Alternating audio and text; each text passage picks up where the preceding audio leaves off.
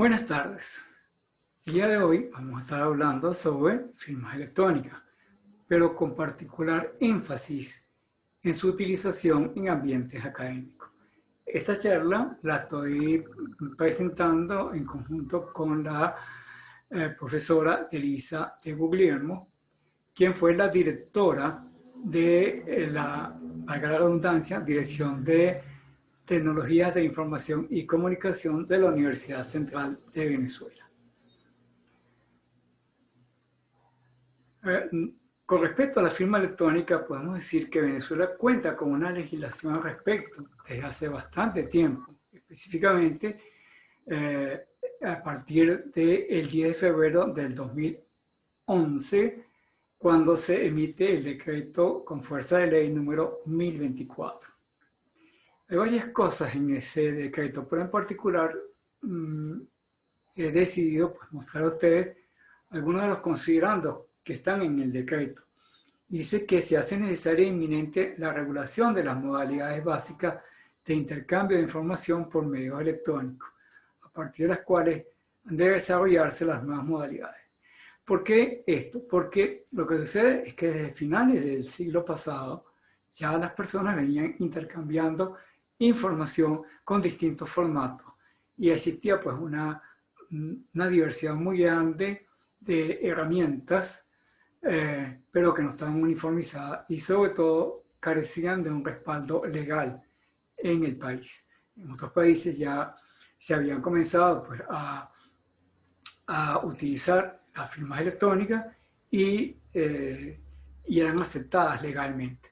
Sin embargo, Venezuela no contaba precisamente con un instrumento legal al respecto.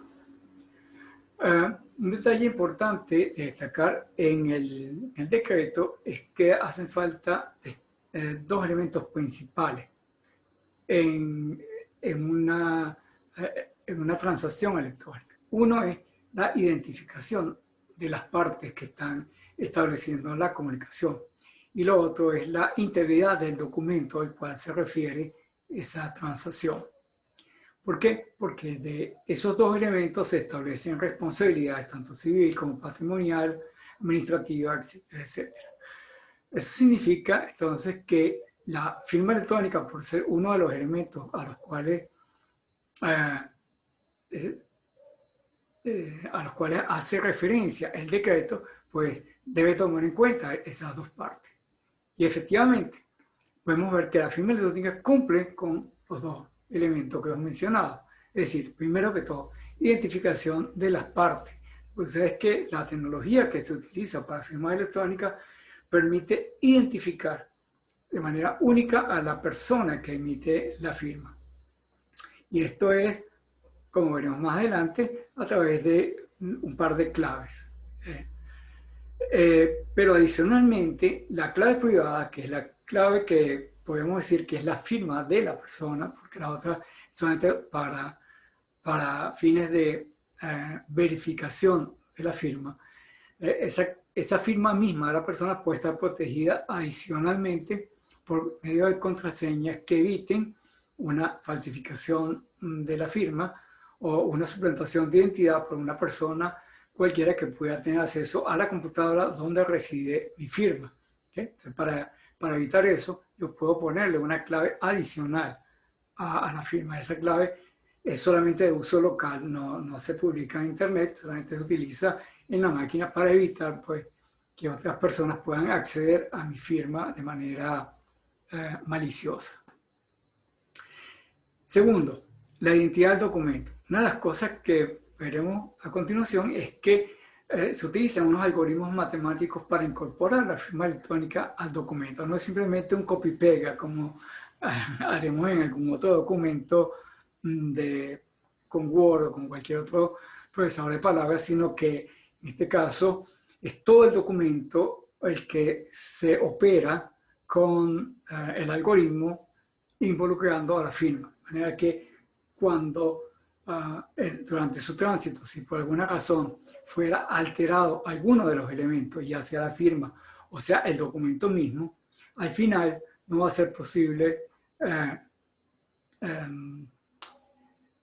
¿cómo se llama?, dar un resultado positivo en la verificación del documento. Bien, entonces vamos a hablar un poquito sobre los procesos y la firma. ¿Por qué? Porque resulta que una firma, sabemos, es un aval a una transacción entre dos personas, aunque también podemos tenerlo entre máquinas, como sucede, por ejemplo, cuando nuestro navegador accede a un sitio web.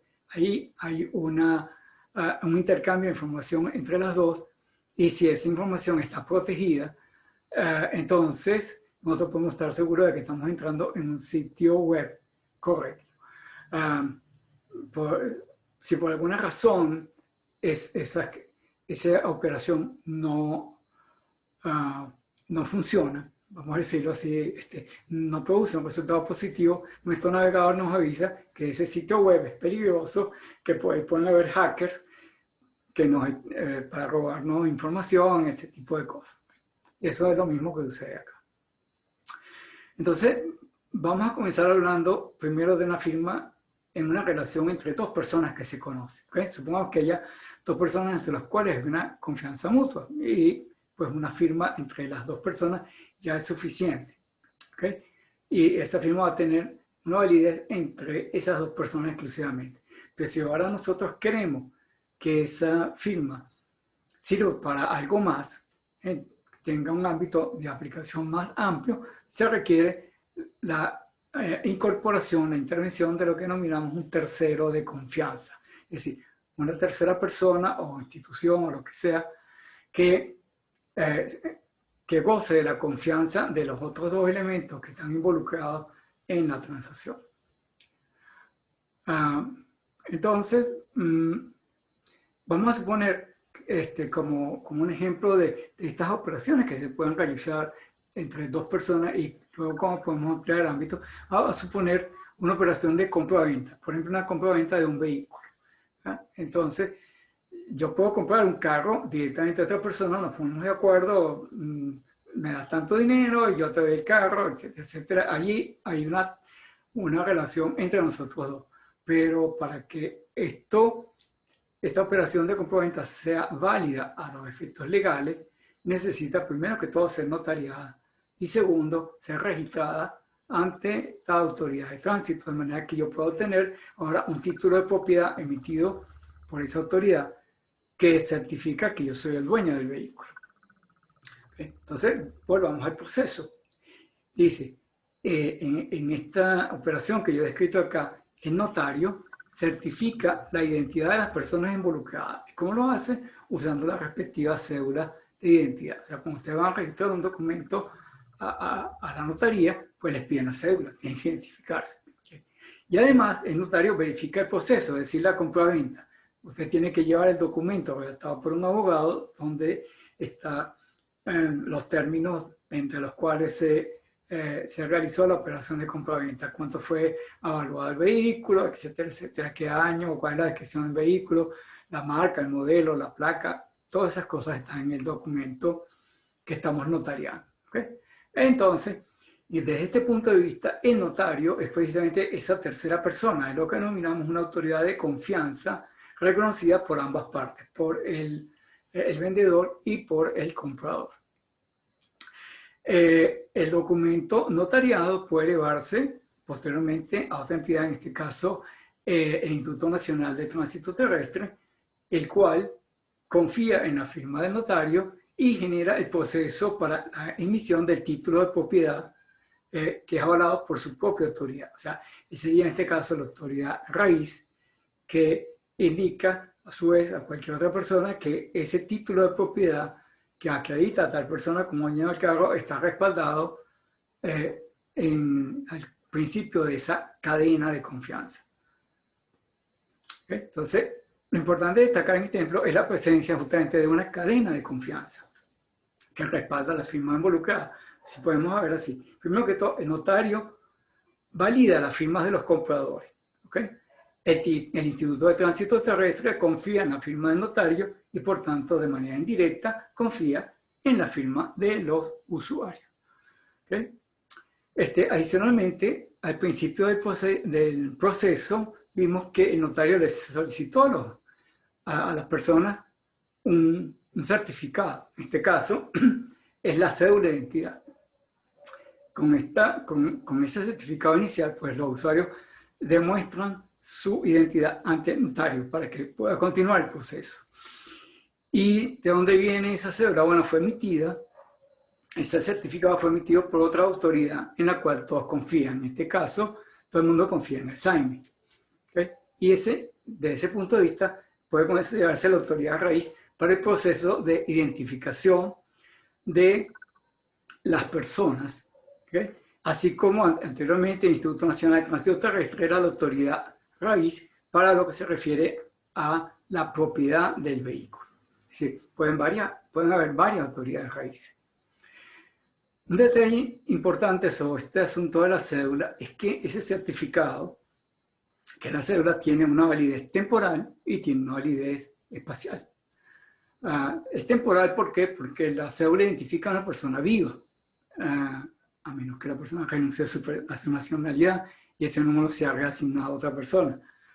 El segundo es lo que tiene que ver con la validez espacial, porque la cédula solamente es un documento que es válido dentro del país. Si yo voy a salir fuera de Venezuela, necesito otro documento que sea válido en ese otro ámbito, en el ámbito internacional, que es el pasaporte.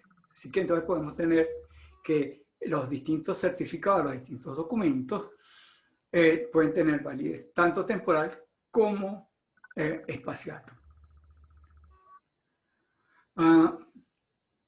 Vamos a hablar ahora un poquito sobre la clave electrónica y cómo tiene esto que ver con la firma electrónica. Una cosa es una clave y otra es la firma. Bueno, primero que todo, la base de la firma electrónica es la clave electrónica, es el encriptamiento, y eso fue desarrollado hace muchos años. En realidad, desde que existe la historia, siempre hemos sabido de que los seres humanos, por distintas razones, en algunas ocasiones han necesitado ocultar información para otras personas y también verificar la identidad de quien emite la información. En las tablas asirias, ¿okay? Esas tablillas de barro, de arcilla, mejor dicho, que escribían los asirios, bueno, eso es un código, eso está encriptado. Si yo no sé leer eso, no puedo entender cuál es el mensaje. Igual sucede, qué sé yo, con los jeroglíficos que utilizaban los egipcios. También es un lenguaje, ¿okay? Y por tanto es una manera de poner información encriptada. Si yo no hablo ese lenguaje, para mí esa información no la puedo extraer de allí. Igual como sucedería con cualquier idioma moderno, pues. Si yo no hablo suajili, yo no puedo ir a los países africanos porque yo solamente sé hablar español. Si yo, cualquier diálogo que ocurra en una lengua que yo no hablo, para mí está encriptado. ¿Okay? Pero adicionalmente, pues también, aparte de esa cosa obvia de lo que es el lenguaje, también existen pues muchas maneras de encriptar la información. Podemos conocer también de que el caso de Leonardo da Vinci, pues que mucha de la información que él tenía, pues debía estar encriptada de alguna manera porque recuerden que estamos en la Edad Media, donde si sabías mucho corrías riesgo de ser declarado brujo o cualquier cosa. Así que mucha de la información de Da Vinci estaba encriptada. El caso más sencillo era, por supuesto, lo de la escritura, que él a veces escribía de derecha a izquierda, en lugar de izquierda a derecha, para que la gente no pudiera entender lo que escribía. Porque si uno colocaba los escritos en un espejo podía leerlo, pero era supersticioso el uso de los espejos. ¿Okay? La gente no usaba un espejo para leer un escrito porque era considerado supersticioso. De esa manera, él protegía información. Ya en los tiempos modernos, pudimos considerar que el inicio del encriptamiento, como lo manejamos hoy día, con el asunto de estas claves, podíamos remontarlo en la época moderna a la Segunda Guerra Mundial. Y en ese particular, Ustedes habían visto muchas películas, aquellos que han visto películas de la Segunda Guerra Mundial, donde hablan de una famosa máquina Enigma. La máquina Enigma fue desarrollada por los alemanes para poner información encriptada.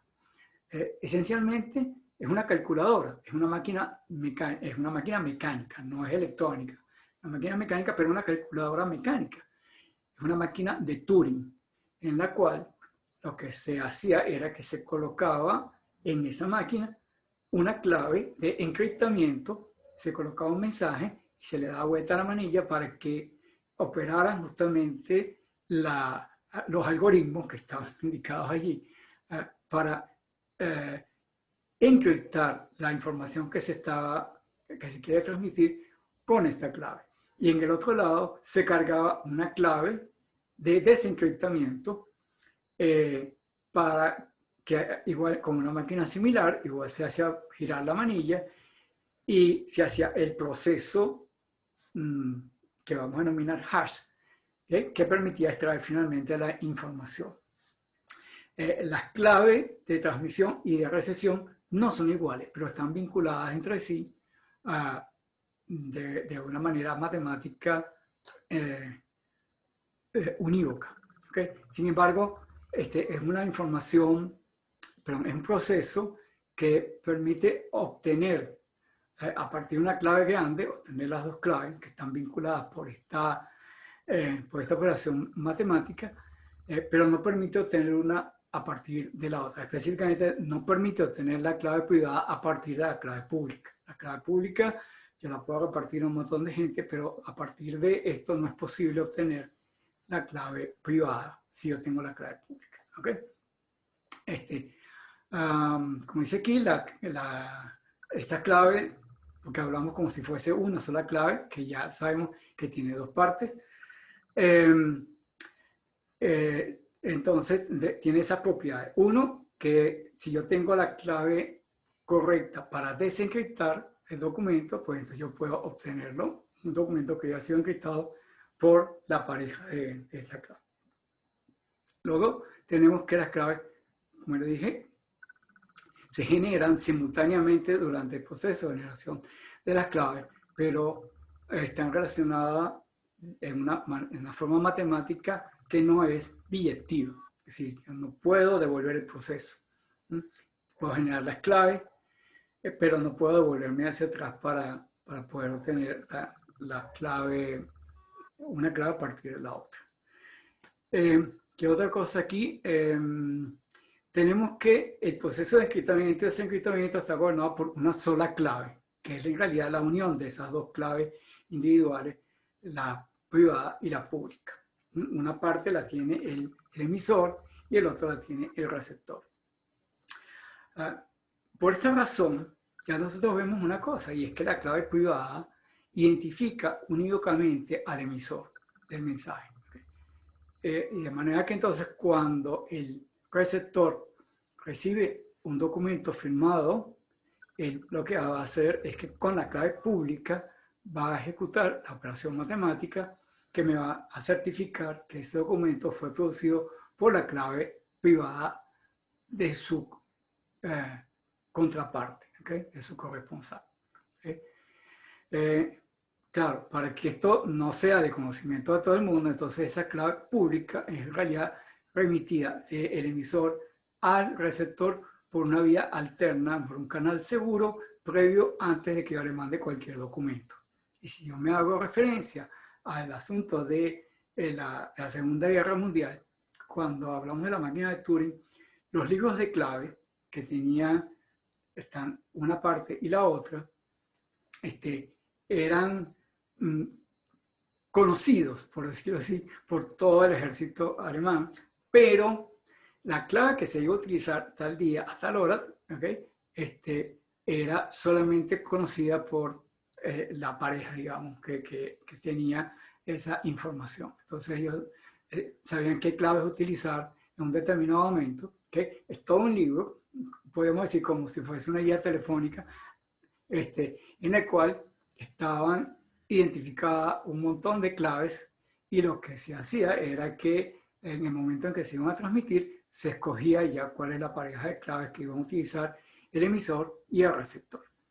Eso justamente es lo que hizo que durante muchos años el sistema fuera muy efectivo hasta que finalmente pues, los ingleses pudieron obtener el diseño de la máquina Enigma y le pusieron la mano encima a los libros de clave. Dice la leyenda urbana que la responsable de eso fue una espía llamada Mata Hari, pero la verdad es que no puedo certificarlo. Okay.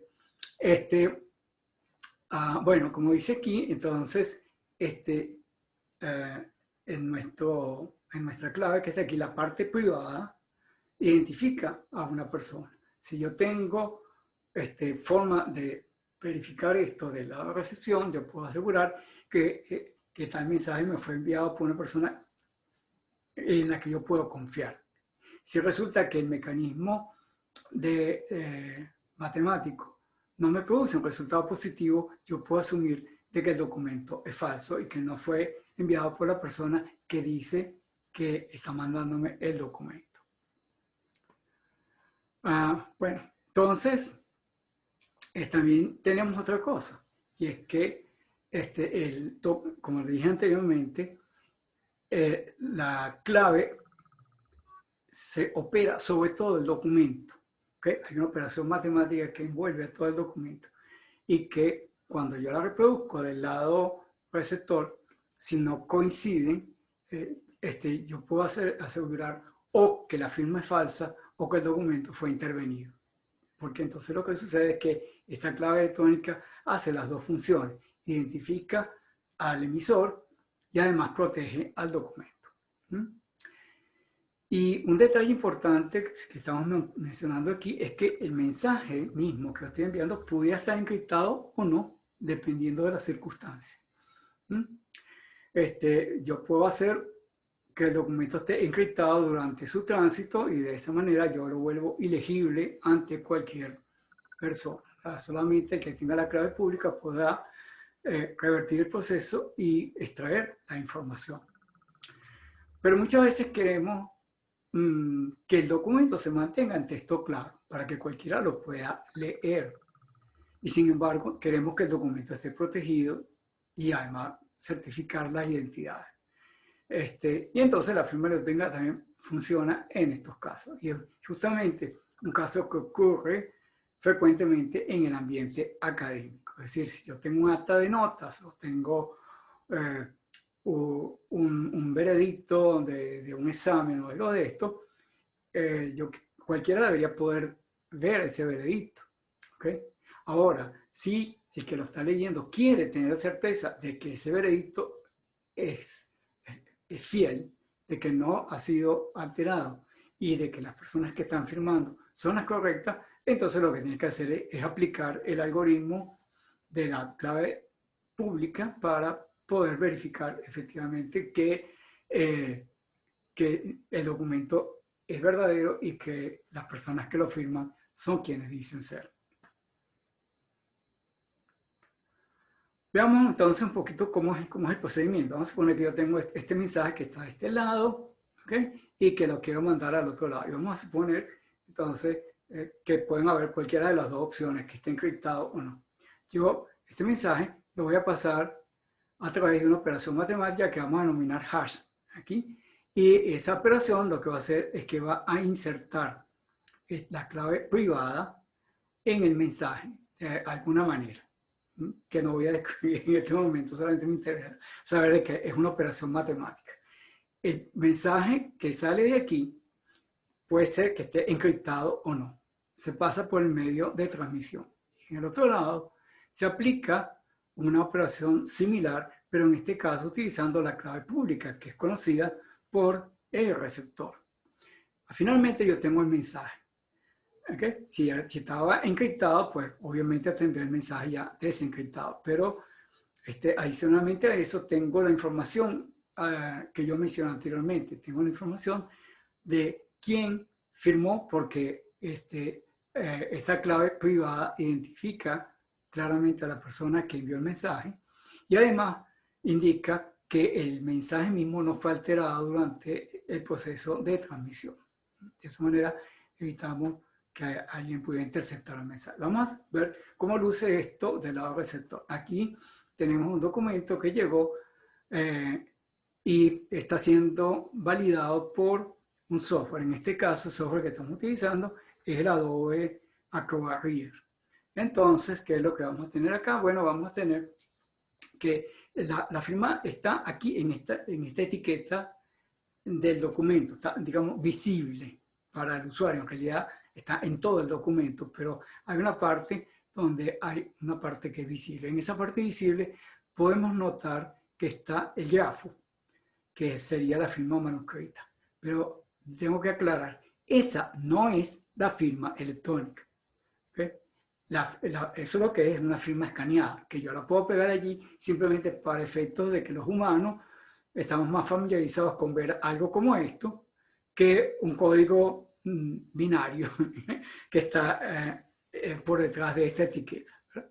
La computadora es la que va a leer ese código binario, hace las operaciones que hemos mencionado anteriormente y finalmente emite un veredicto. El veredicto es esta etiqueta que nosotros vemos acá. Me dice, primero que todo me pone un color verde indicando que todo está ok. Y me dice, la firma es válida. Primero que todo identificó a la persona. La firma es válida y fue firmada por, en este caso, Perico de los Palotes, ¿ok? Con dirección electrónica tal cosa. Además, me dice que no ha habido modificaciones en el documento desde que se firmó. Y claro, como en este caso lo estoy chequeando yo mismo, me dice que el documento está firmado por el usuario actual. Eso no aparecería en una situación normal donde yo tengo un documento que se lo envío a otro. Esta última línea no aparecería ahí. Si yo quiero tener más datos de la firma, ok, tengo una etiqueta acá que me abre un menú donde me va a dar muchos más detalles de esa firma, me va a indicar el periodo de validez de la firma, cuándo se creó, cuándo expira, para qué sirve esa firma, porque yo puedo tener firmas para distintos usos y así por el estilo. Todo eso está aquí en propiedad de la firma. Pero en principio, lo primero que me interesa a mí cuando yo recibo un documento como este es tener una confirmación, tener un ok aquí que me diga si ese documento lo firmó la persona que dice ser y que el documento no ha sido alterado.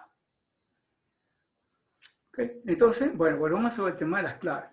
Hay un proceso de generación de las claves. Las dos claves se generan simultáneamente durante este proceso, porque como les dije, están vinculadas matemáticamente. ¿Okay? Pero no es posible extraer una de la otra. Entonces, hay una parte que yo me guardo, que es la clave privada, y hay otra parte que es la parte que es pública. Estas claves deben tener propiedades matemáticas particulares, deben ser números primos, deben tener una longitud grande de manera que sea prácticamente imposible adivinarlas por prueba y error. Y bueno, pues hay algunos casos típicos hoy día de claves de 128 bits, 256 y hasta más. Entonces, de esta manera, una vez que yo genero una clave, para mí, con su parte privada, su clave pública, esa clave me identifica a mí. Ya, esa clave no se va a repetir en ninguna otra persona, o las probabilidades son muy bajas, tendiendo a cero, de que se pueda generar una clave similar para otras personas, debido a los algoritmos que se utilizan para generar las claves. Entonces, como les decía, se genera el par de clave, una la mantengo yo, como dice aquí, que es la clave privada, y la guardo celosamente, ¿ok? Y le hago llegar a la otra persona, aquí se me hizo en realidad al receptor, le hago llegar al receptor la clave pública. Y eso está bien si yo tengo una relación de confianza con otra persona, ¿no? Ya nos conocemos, entonces establezco lo que denominamos una transacción peer-to-peer. Son dos elementos que están en un nivel de confianza similar y entonces yo le hago llegar a él mi clave pública por algún mecanismo seguro, de manera que él va a tener mi clave, no la va a tener todo el mundo, solamente la va a tener él, ¿okay? Y cualquier documento que yo envíe posteriormente, él va a tener una clave con la cual verificar el documento. Ajá. el asunto es qué pasa si no hay una relación de confianza previa. Si yo tengo que mandar un documento a una persona que no conozco, ¿cómo le puedo mandar yo a él mi clave pública y que la otra persona tenga la confianza de que esa corresponde a mi persona y que no soy un hacker que me estoy haciendo pasar por otra persona? ¿Okay? Entonces, bueno, para esa función es que aparecen los proveedores de servicios de certificación. Esos van a actuar como actúa el notario en el ejemplo que yo puse hace rato. O sea, son los terceros de buena fe.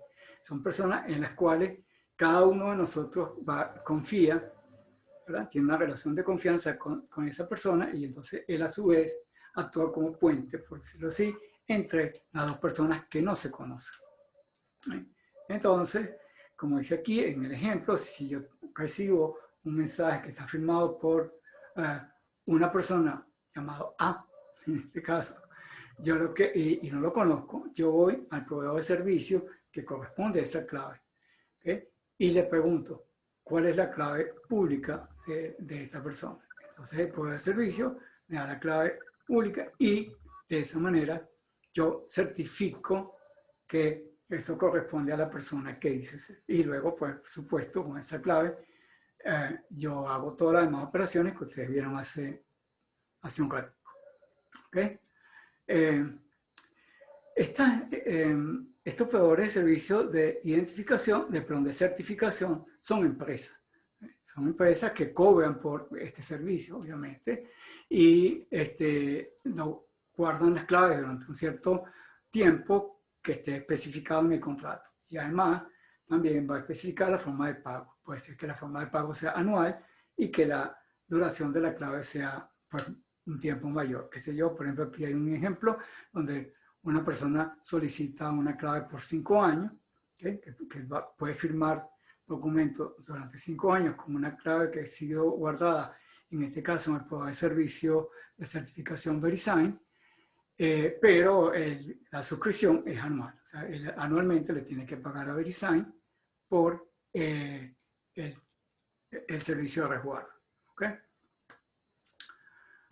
Ahora, en Venezuela existen varios servicios, varios proveedores de este estilo y todos dependen de una autoridad central del país que se llama SUSERTE, que es la Superintendencia de Servicios de Certificación Electrónica.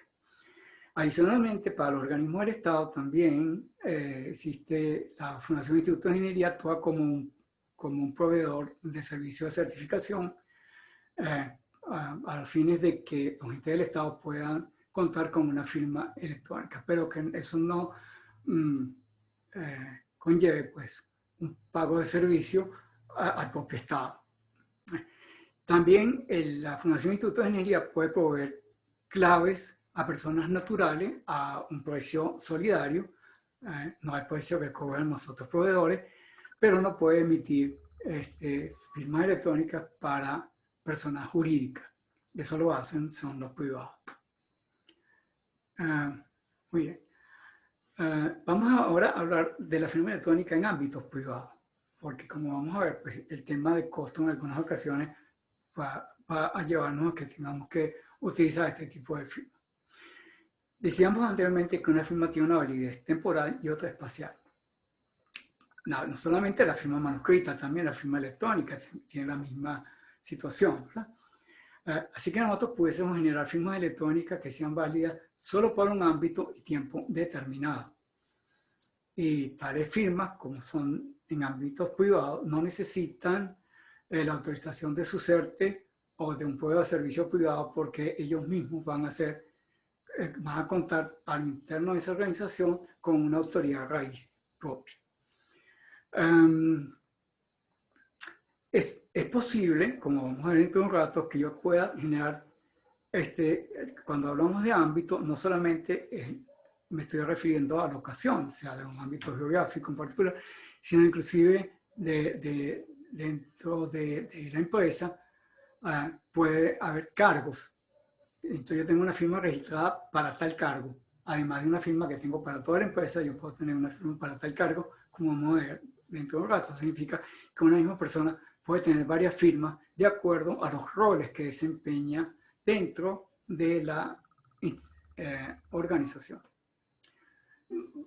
Volviendo sobre esta lámina, decíamos que en muchas instituciones se generan procesos que requieren la firma de una persona, ahora en virtud del cargo que ostenta. Y eso quiere decir que ya una vez que la persona no está en el cargo, ya su firma no es válida. Y pongo aquí el caso de un gerente de un banco. Mientras está de gerente en esta sucursal, él puede firmar cosas, por ejemplo, préstamos a nombre del banco, solamente mientras ostenta el cargo de gerente de esa sucursal. El día de mañana, si la persona lo trasladan a otra sucursal o simplemente ya deja la gerencia, pues ya no puede firmar nuevos instrumentos financieros en este caso. Bueno, vamos a ver el caso académico. En el caso académico, pues tenemos entonces, un profesor puede firmar actas de nota, veredictos de exámenes, ¿okay? Mientras sea miembro de la institución. El día que el profesor ya no sea miembro de esa institución, obviamente que ya no puede firmar más esas actas. Pero más allá de la duración, que una persona que puede permanecer 25 años en la institución, hacer toda una carrera, a lo largo de toda esa carrera docente, puede desempeñar otros cargos, como una jefatura de departamento, una dirección de escuela, un decanato, algo de esto, y tiene que tener una firma adicional que sea apropiada para firmar los documentos propios del cargo que está ejerciendo. Es decir, él no deja su firma de profesor, él puede seguir firmando como profesor a lo largo de todo este tiempo, pero solamente puede firmar como jefe de departamento durante el tiempo que sea jefe de departamento, y eso para mí significa una firma adicional, es decir, que la persona ya no tiene una firma, sino que tiene 2 o 3, dependiendo del cargo que está ejerciendo. Entonces, eso también hay que tomarlo en cuenta acá. La misma persona puede tener más de una firma en un ámbito como este. ¿Por qué? Porque identifica ahora a un cargo más que a la persona de manera aislada. ¿Okay? No solamente esto es aplicable al caso de los procesos académicos, sino también al caso de los procesos administrativos. El caso, por ejemplo, de recursos humanos, y también es válido para el caso de las máquinas que constituyen la infraestructura de la universidad. ¿Okay? Si nosotros tenemos en nuestra universidad un montón de máquinas, nos interesa que no venga una persona con una computadora externa, una laptop, y se pegue a nuestra red y que quiera hacer algo que no está autorizado dentro de la universidad. Entonces tiene que tener una forma de poder identificar también a las máquinas. Entonces también yo puedo dar una firma electrónica a una máquina. ¿Okay? Entonces, ok, esa es la teoría. Pero, por eso esa última frase, pero, ¿qué pasa? ¿Qué pasa aquí? Bueno, hasta los momentos no ha sido posible implantar una cadena de confianza que soporte la firma electrónica, a pesar de todos estos años de que tenemos un respaldo legal.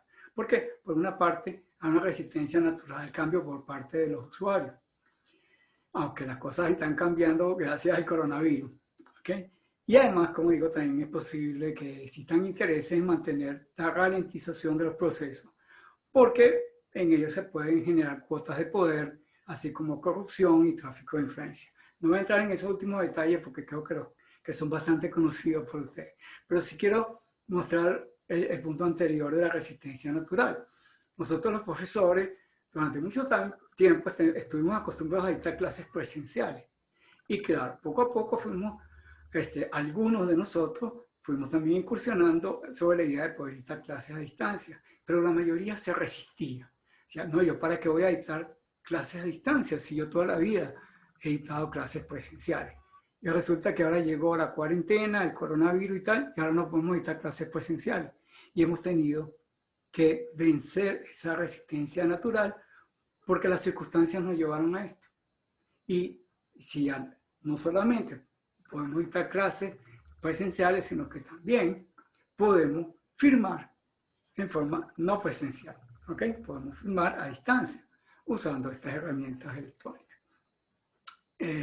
Entonces, decía aquí, por ejemplo, en algunas facultades de la Universidad Central, recuerden que yo vengo de la UCB en mi instancia, aunque también soy profesor de la Católica, ¿okay?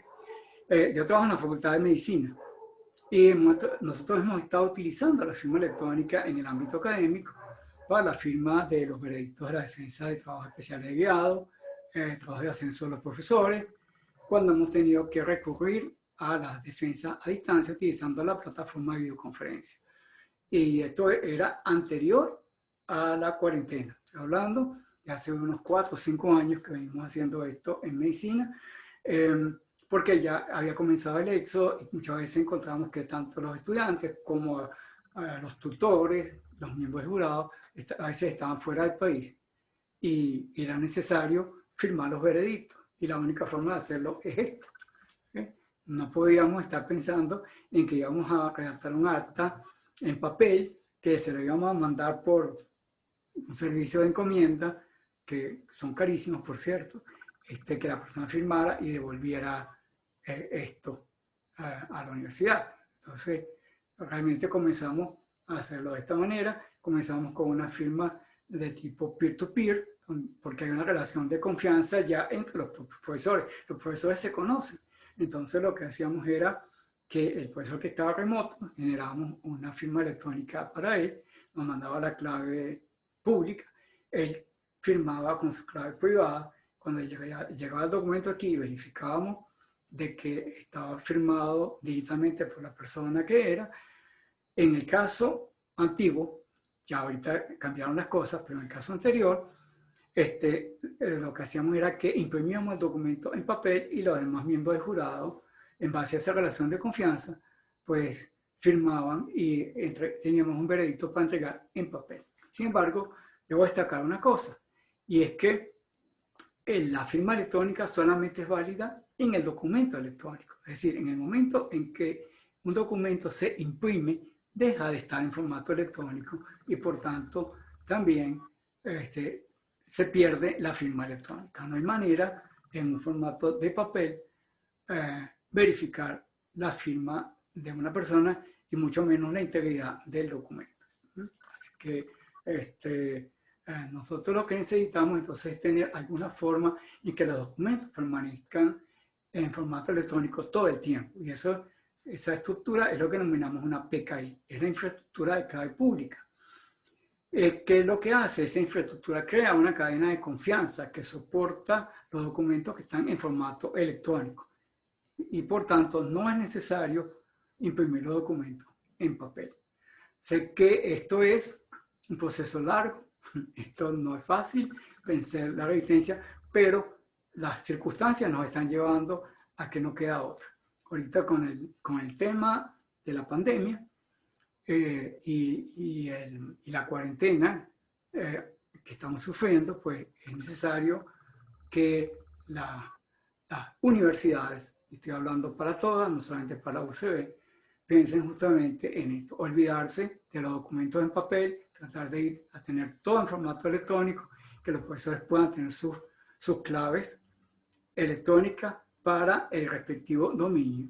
¿Okay? En este caso, al interno de la universidad, para las firmas de las notas y tal. Y cuando se trate de que el documento que tiene que salir fuera de la universidad, bueno, las autoridades pudieran tener una firma electrónica también para refrendar estos documentos que van a ser exportados hacia afuera, pero claro, en este caso esa firma electrónica ya tiene que tener un ámbito distinto, un ámbito nacional, pero para eso, pues como mencioné anteriormente, pues pudiera apoyarse en la Fundación Instituto de Ingeniería para tener sus claves, las autoridades que van a emitir documentos hacia afuera, que deben tener una firma reconocida fuera de la universidad. Llámese UCB, UCAP, UDO, Universidad de los Andes, cualquier universidad.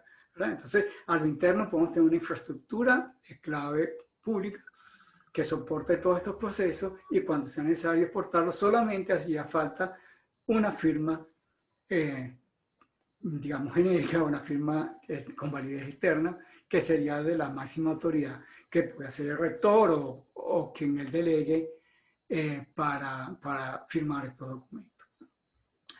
Entonces, bueno, con esto terminaría yo mi charla. Muchísimas gracias por haber asistido y nos vemos en una próxima oportunidad.